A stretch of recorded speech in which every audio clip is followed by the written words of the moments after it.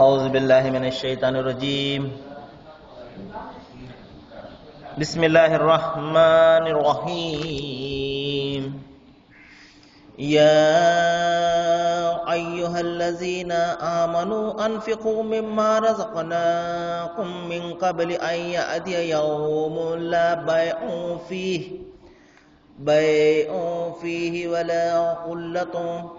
ولا خلة ولا شفاعة والكافرون هم الظالمون.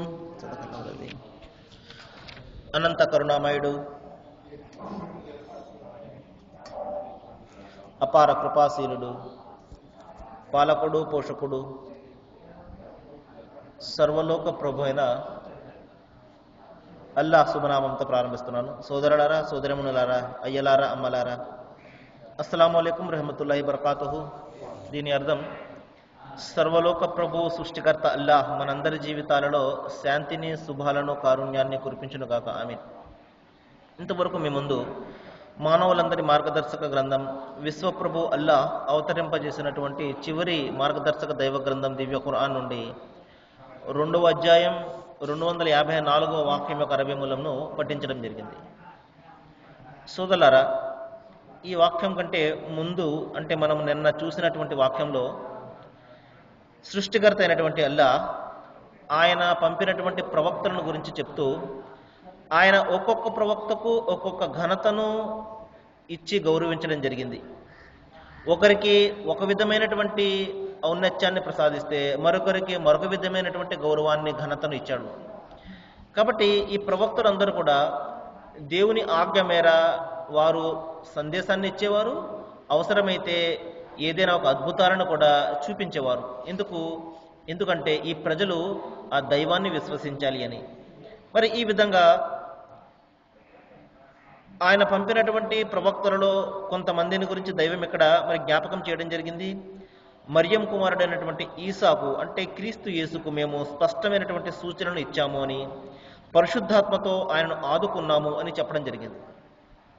ఆ తర్వాత ఇంకో ప్రధానమైనటువంటి విషయాన్ని గురించి దైవం ఇక్కడ జ్ఞాపకం చేస్తున్నాడు. అదేమిటంటే, ఒకవేళ అల్లాహ్ సంకల్పించి ఉన్నట్లయితే ప్రవక్తల తర్వాత స్పష్టమైనటువంటి గుర్తులు చూసిన ఈ ప్రజలు పరస్పరం కలహించుకునేవారు కాదు. చూడండి, విభేదాలు వచ్చాయి దైవాన్ని గురించి. దైవం ఒకడు అని, ఇద్దరు అని, ముగ్గురు అని, 3 కోట్ల మందని, 30 కోట్ల మందని, ఈ విధంగా రకరకాల విభేదాలు వచ్చాయి దైవం గురించి. మరి దైవాన్ని గురించి ఈ విభేదాలను దూరం చేయడం కోసము దైవము, సృష్టికర్త అయినటువంటి అల్లాహ్ ఒక వాగ్దానాన్ని చేయడం జరిగింది. ఆ వాగ్దానం నిమిత్తము ప్రతి కాలంలో ప్రతి జాతులను కూడా తన ప్రవక్తలను ఆయన ఉద్భవింపజేయడం జరిగింది. ప్రవక్తలతో పాటు గ్రంథాలను కూడా ప్రసాదించడం జరిగింది. ఎందుకంటే వాగ్దానం చేశాడు, ఫఇమ్మా యాతి అన్నకుం మిన్ని హుదన్ ఫమన్ తబియ హుదాయ ఫలా ఖౌఫున్ అలైహిం వలా హుమ్ యహ్జనూన్. ఓ ఆదం, నేను మీకు మార్గాన్ని పంపించే ఏర్పాట్లు చేస్తాను నా ప్రవక్తల ద్వారా, నా గ్రంథాల ద్వారా. కాబట్టి ఎవరైతే ఆ మార్గదర్శకత్వాన్ని పట్టుకుంటారో, దాని ప్రకారం ఎవరైతే జీవితాన్ని గడుపుతారో, మరి అటువంటి వారికి ఎటువంటి భయము, దుఃఖము కలిగే అవకాశం లేదు అని దైవం ఒక వాగ్దానం చేశాడు. ఆ వాగ్దానం నిమిత్తమే మరి ప్రతి జాతిలో ప్రతి ప్రవక్తకు కూడా ఆయన చిన్నదో పెద్దదో గ్రంథాన్ని కూడా ప్రసాదించడం జరిగింది. అయితే దైవము ఒకవేళ సంకల్పించి ఉన్నట్లయితే స్పష్టమైనటువంటి గుర్తులు చూసిన తర్వాత కూడా ప్రజలు ఈ విధంగా దైవాన్ని గురించి కలహించుకునేవారు కాదు. ఇక్కడ ఒక ప్రశ్న వస్తుంది, అదేమిటంటే, అలాగైతే మరి దైవం ఎందుకంటే ఈ విధంగా గ్రంథాన్ని, ప్రవక్తలను పంపించి చెప్పడము? ఒకవేళ ఆయన తలిస్తేనే మాకు అందరికీ కూడా మరి మార్గాన్ని చూపించేసేవాడు కదా. ఇక్కడ చాలా ప్రధానమైనటువంటి ఒక సందేహము బయలుదేరి మరి మనసులో ఎంతగా బలపడుతుందంటే, దైవం తలిస్తే నేను మార్గాన్ని పొందుతాను, ఆయన తలవలేదు కాబట్టి నేను ఈ విధంగా ఉన్నాను. ఆయన తలిస్తే నేను పరమ భక్తుడే పోదును, ఆయన తలిస్తే నేను 5 కోట్ల నమాజు చేసుకుందును. ఆయన తలవలేదు కాబట్టి, ఆయన తలించలేదు కాబట్టి, ఆయన సంకల్పించలేదు కాబట్టి నేను ఈ విధంగా ఉన్నాను. చూడండి, ఎంత ఆలోచిస్తే చాలా లాజిక్గా ఉన్నట్టుగా కనబడుతూ ఉంటుంది. సోదరులారా, ఒక విషయాన్ని మనం గమనించాలి. నేను అనేక సందర్భాల్లో ఉదాహరణ మీకు చెప్పాను. మనము కష్టపడకపోతే ఏది కూడా దక్కదు. ఈ ఈ ప్రపంచంలో ఇది ఒక సూత్రము. మనం ₹1 కష్టపడాలంటే, ₹1 సంపాదించాలంటే ఎంతో కష్టపడాలి. కష్టపడకుండా ఏది కూడా రాదు. అటువంటి మరి భూమి ఆకాశాల అంత విశాలమైనటువంటి స్వర్గం మనకు ఇట్టే లభించేస్తుందో ఒకసారి మనం ఆలోచించాలి. ఉదాహరణకు చూడండి, ఒక తరగతి గదిలో ఒక 50 మంది పిల్లలు ఉన్నారనుకోండి. ఆ టీచర్కి తెలుసు ఏ పిల్లవాడు బాగా చదువుతాడో, ఏ పిల్లవాడు సరిగ్గా చదవడో, మరి ఒక మధ్యస్థంగా యావరేజ్గా ఎవరైతే చదువుతాడో అనేది ఆ టీచర్కు తెలుసు. తెలిసినంత మాత్రాన్ని ఇతను బాగా చదువుతాడు కదా అని చెప్పేసి పరీక్ష లేకుండా మరొక తరగతిలోనికి ఎంత మాత్రం కూడా పంపించడు. పరీక్ష అనేది తప్పనిసరిగా పెడతాడు. పెట్టిన తర్వాత అతను అందులో మార్కులను బట్టి తర్వాత తరగతికి అతను పంపించడం జరుగుతుంది. ఈ జీవితం కూడా ఒక పరీక్ష సోదరులారా. ఇక్కడ మనం ఏమాత్రం కూడా కష్టపడకుండా మనకు పరలోకం అనేది దక్కదు. కాబట్టి దైవం ఏమి తెలుస్తాడు అంటే, మనము మన యొక్క బుద్ధిని జ్ఞానాన్ని ఉపయోగించి దైవాన్ని మనము గుర్తించి ఆయనను ఆరాధించాలి. ఇదే మన పరీక్ష. ఇక్కడ ఎవరైతే మరి మార్కులు సంపాదించుకుంటారో, ఇక్కడ ఎవరైతే సాఫల్యాన్ని పొందుతారో వాళ్ళే పరలోకాన్ని పొందుతారు. కానీ మనిషి ఏం కోరుతున్నాడంటే, నేను ఏమాత్రం కూడా కష్టపడకూడదు, నేను నా బుద్ధిని ఉపయోగించకూడదు, జ్ఞానాన్ని ఉపయోగించకూడదు, ఆలోచన చేయకూడదు, కానీ ఆటోమేటిక్గా నేను కూడా దైవభక్తుడిగా మారిపోవాలి, నేను దైవాన్ని ఒక్కడినే ఆరాధించాలి. ఇది మనిషి కోరుతుంటాడు. ఏ విధంగా అయితే చెట్లు చేమలు చూసారా, చెట్లు ఉన్నాయి, చేమలు ఉన్నాయి, జంతువులు ఉన్నాయి, వీటికి మరొక దైవాన్ని గురించి తెలియదు. మనిషికి బుద్ధి జ్ఞానం ఉన్నది. మనిషి బుద్ధి జ్ఞానాన్ని ఉపయోగించి మంచిని ఆలోచించడం మానేవేసి చెడుని గురించి ఆలోచిస్తూ ఉంటాడు. కాబట్టి సత్యాన్ని గురించి ఆలోచించడం మానేవేసి సత్యానికి రకరకాలైనటువంటి రూపాలను కల్పిస్తూ ఉంటాడు. కానీ ఈ చెట్లు, ఈ చేమలు, ఈ పుట్టలు, ఈ జంతువులు, వీటికి మరొక దైవం గురించి తెలియదు. వాళ్ళకి తెలిసిందల్లా ఒకటే దైవము. కాబట్టి అవి ఆయనను మాత్రమే ఆరాధిస్తుంటాయి. మనుషులకు మళ్ళీ తమ సాటి జంతువులను ఆరాధించడము, లేకపోతే ఒక రూపాన్ని కల్పించుకుని ఆరాధించడము వాళ్లకు తెలియవు. కానీ మనిషికి బుద్ధి జ్ఞానం ఉన్నది. ఈ బుద్ధి జ్ఞానం ఉన్నది కాబట్టి మనిషికి ఇక్కడ పరీక్ష. కానీ మనిషి ఏం భావిస్తున్నాడంటే, నేను ఏమాత్రం కూడా ఆలోచించకూడదు, ఆటోమేటిక్గా నేను దైవభక్తుడిగా మారిపోవాలి, దైవం ఒక్కడిని ఆరాధించాలి. తన బుద్ధిని జ్ఞానాన్ని ఉపయోగించి అతను సత్యాన్ని తెలుసుకునే ప్రయత్నం ఎంత మాత్రం కూడా చేయడు. అయితే సోదరులు, ఈ విధంగా మన ప్రయత్నం చేయకపోతే మనకు ఆ ప్రతిఫలం ఏ విధంగా లభిస్తుందో ఒకసారి ఆలోచించండి. మరి దైవం ఇక్కడ చెప్తున్నాడు, ఆయన సంకల్పించి ఉన్నట్లయితే ఇంత స్పష్టమైనటువంటి గుర్తులు చూసిన తర్వాత కూడా, ఎంత స్పష్టమైనటువంటి గుర్తులండి దైవం ఒక్కడేని చెప్పడానికి. మనము దైవ గ్రంథాలను చదవనవసరం లేదు సోదరులారా. దైవ గ్రంథాలు అనేవి పక్కన పెట్టండి. ప్రకృతిని ఒకసారి మనం గమనిస్తే దైవాలు అనేక మంది అని ఎవరైనా సాక్ష్యం ఇవ్వగలరా ఒకసారి ఆలోచించండి. ఒక్కడు కాకుండా అనేక మంది ఉన్నట్లయితే ఇంత సమతుల్యతతోటి ఈ ప్రపంచం నడుస్తుందో ఒకసారి ఆలోచించండి. ఈ వానలు పడడము, ఆ తిరిగి పడినటువంటి వాన తిరిగి మరి ఆవిరి రూపంలో పైకి పోవడము, ఎండ తర్వాత చలికాలము, ఇంత క్రమబద్ధంగా ఎక్కడైనా మనము క్రమరాహిత్యాన్ని చూస్తున్నామా? సుమ్మర్జ ఇల్ బసర కర్రతేన్ యంకలబు ఇలైకల్ బసర్. మీరు ఒక్కసారి పైన ఆకాశాన్ని చూడండి, మీ చూపులు తిరిగి వెనక్కి వస్తాయి, కానీ దేవుని సృష్టిలో క్రమరాహిత్యాన్ని మీరు చూడలేరు అని దైవము అంతిమ గ్రంథం ఖురాన్లో చెప్తున్నాడు. ప్రయత్నం చేద్దాం, ఒక్కసారి ఏదైనా తప్పు జరుగుతుందేమో దేవుని సృష్టిలో అని చేద్దాం. మన కళ్ళతోటి చూద్దాము, కళ్ళు మన చూపులు తిరిగి వెనక్కి వస్తాయి, కానీ దేవుని సృష్టిలో మనం ఎంత మాత్రం కూడా తేడాను కానీ తప్పును కానీ చూడలేము. మరి ఇంత అద్భుతమైనటువంటి సృష్టిని సృష్టించినటువంటి దైవము ఒక్కడు కాకుండా అనేక మంది ఉన్నట్లయితే ఇది ఏ విధంగా సాధ్యమవుతుందో ఒకసారి ఆలోచించాము మనం ఎప్పుడైనా సోదరులారా? ఇన్ని స్పష్టమైనటువంటి గుర్తులు దైవం ప్రసాదించిన తర్వాత కూడా మనము దేవుని ఏకత్వాన్ని విశ్వసించకపోతే మనం సాఫల్యం ఏ విధంగా పొందుతామో ఒకసారి మనం ఆలోచించాలి. కాబట్టి దైవం మనకు అద్భుతమైనటువంటి బుద్ధిని, జ్ఞానాన్ని ఎందుకు ఇచ్చాడంటే సోదరులారా, మనం రకరకాల వస్తువులను మనము కనుక్కొని ర్యాకెట్లను ఆకాశంలో పంపించి మరి చంద్రమండలంలో సైతం హోటల్స్ కట్టడానికి ఇక్కడ ప్రయత్నాలు చేస్తున్నాడే. ఇంత విజ్ఞానం, ఇంత జ్ఞానము సంపాదించి కూడా తన సృష్టికర్త ఎవడో అతను గుర్తించకపోతే అతని జ్ఞానము, అతని విజ్ఞానము ఎందుకు పనికి వస్తుందో ఒకసారి ఆలోచించండి. యెహోవాను గురించి తెలుసుకోవడమే జ్ఞానమునకు మూలము అని చెప్పేసి బైబిల్ గ్రంథం ఘోషిస్తుంది. మన దైవాన్ని తెలుసుకోవడమే నిజమైనటువంటి జ్ఞానం. మరి భగవద్గీత గ్రంథం మనకు చెప్తుంది, ఈ ప్రపంచం అంతా మాయ బోధింపబడినది, నాశరహితమైనటువంటి నన్ను తెలుసుకొనకున్నది. మాయ కప్పేసింది ఈ ప్రపంచానికి. డబ్బు మాయ కప్పేసింది, హోదాలు, ఈ దర్పాలు, ఇవి కప్పేసి మనిషికి అసలైనటువంటి నాశరహితమైనటువంటి నేను, అంటే చావు లేనటువంటి నన్ను తెలుసుకొనకున్నది అని అక్కడ భగవద్గీత గ్రంథం చెప్తుంది. ఖురాన్ అదే చెప్తుంది, ఇన్నమా యక్షల్లాహు మిన్ ఇబాదిహి ఉలమా. నా దాసులలో నిజమైనటువంటి జ్ఞానులు ఎవరు అంటే నన్ను గురించి భయపడేవారే, నన్ను గురించి తెలుసుకునేవారే నిజమైనటువంటి జ్ఞానులు అని చెప్పేసి దైవం చెప్తున్నాడు. కాబట్టి దైవాన్ని మనము గుర్తించినటువంటి, ఆ అల్లాహ్ను మనము తెలుసుకున్నటువంటి జ్ఞానము ఎంత ఎంత ఉన్నా కూడా మనకు వ్యర్థమే. కాబట్టి సోదరులారా, ఇక్కడ మనం తెలుసుకోవాల్సిన విషయం ఏమిటంటే, ఆయన సంకల్పించి ఉంటే నాకు మరి మార్గాన్ని చూపించి ఉండేవాడే అన్న ప్రశ్నకు సమాధానం ఏమిటంటే, ముందు మన ప్రయత్నం ఎప్పుడైనా చేశామా? దైవం అంతిమ గ్రంథం ఖురాన్లో చెప్తున్నాడు, వల్లాహు యహదీ ఇలైహి మన్ అనాబ. నా వైపు ఎవరైతే తిరుగుతారో వారికి మాత్రం నేను మార్గాన్ని చూపుతానంటున్నాడు.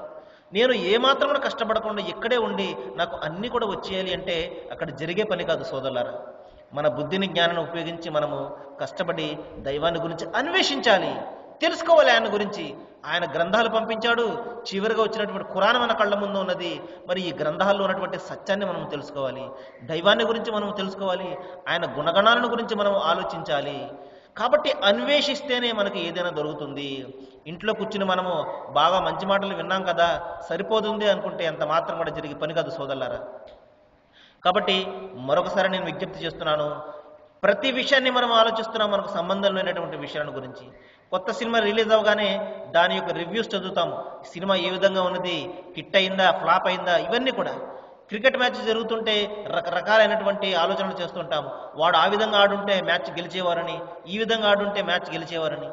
మనకు సంబంధం కానటువంటి అన్ని విషయాలను గురించి కూడా మనం ఆలోచిస్తామే. మరి మన దైవాన్ని గురించి మనం ఆలోచించమా సోదరులారా? యా అయ్యుహల్ ఇన్సాన్ మా గర్రక బి రబ్బికల్ కరీం. ఓ మనిషి, ఆ దైవాన్ని గురించి ఆలోచించకుండా నిన్ను ఏ విషయం మరుగున పడవేసింది? ఎందుకు నీవు ఆలోచించడం లేదు? ఆయన కారణంగానే మన తల్లి గర్భంలో మనం జన్మను పొందాము.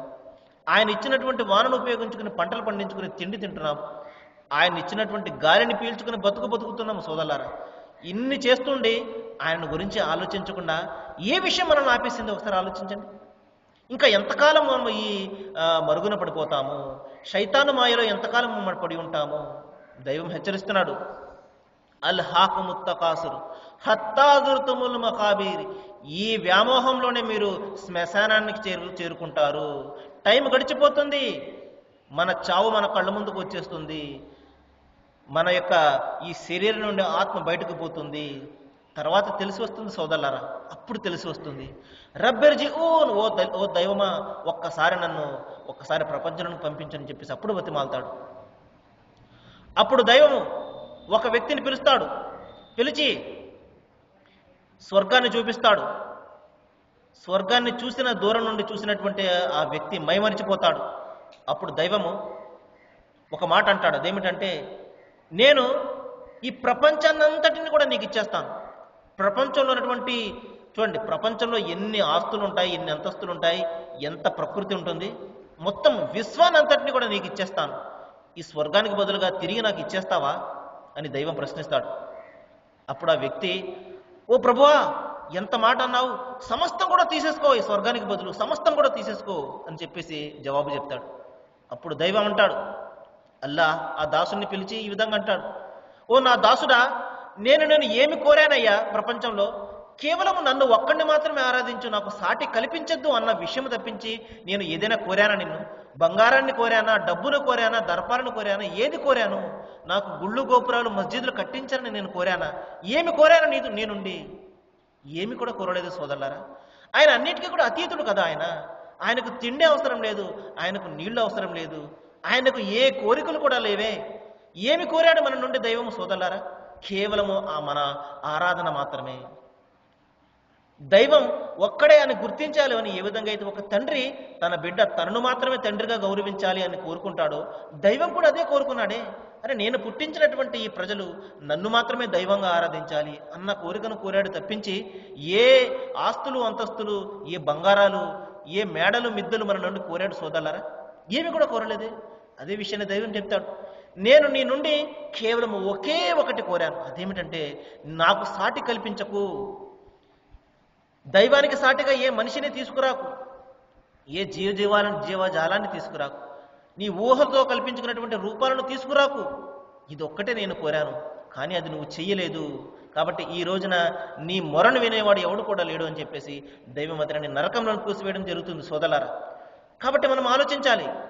ఎందుకంటే ఆలోచన చేయకపోతే రోజులు గడిచిపోతాయి, కానీ మనలో మార్పు ఎంత మాత్రం కూడా రాదు.